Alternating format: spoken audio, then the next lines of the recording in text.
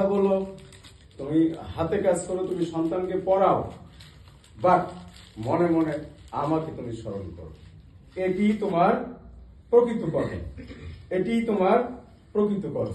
আর তুমি এই প্রকৃত কর্ম, তুমি যদি এই কর্মগুলো যদি এভাবে করতে পারো, তাহলে তোমার কি এই প্রকৃত পথে তোমার মোক্ষ প্রাপ্তি ঘটবে, তোমার জীবনের অভিষ্ট সাধন হবে।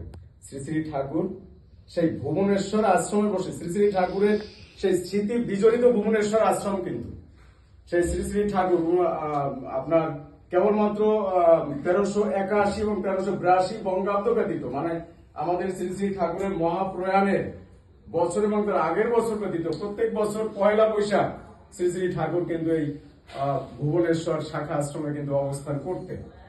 অনেক আগে থেকেই অবস্থান করতেন এবং আশীর্বাদ বাণীও কিন্তু দিতেন। সেই শাখা আশ্রমে বসেই শ্রী শ্রী ঠাকুর সেই গানের মাধ্যমেই আবার বললেন যে ভয় কিরে ভাই, ডাক রে সবাই, প্রাণ খুলে জয় শ্রীগুরু বলে। তোমাদের ভয় কি? তুমি কেবল শ্রীগুরুকে ডাকো, এক মনে স্মরণ করো, শ্রীগুরু জয়।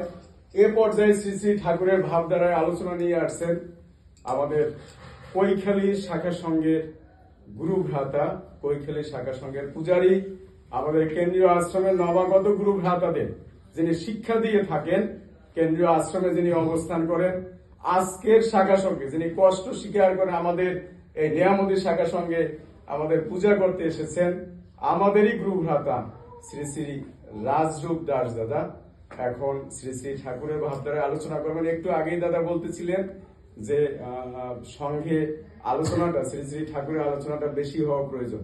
সত্যি, আসলেই ঠিক আছে। শ্রী শ্রী ঠাকুর মাসিক পত্রিকা প্রচলন করেছিলেন, তার উদ্দেশ্য কিন্তু একটি ছিল।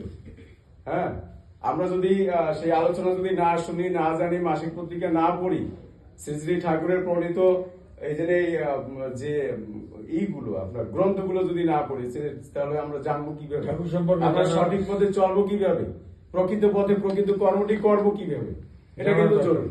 তো যাই হোক, এখন সেই আলোচনা নিয়ে আসছেন শ্রী রাজরূপ দাস দাদা। আপনারা একদম মনোযোগী হয়ে দাদা আলোচনাটি শুনবেন।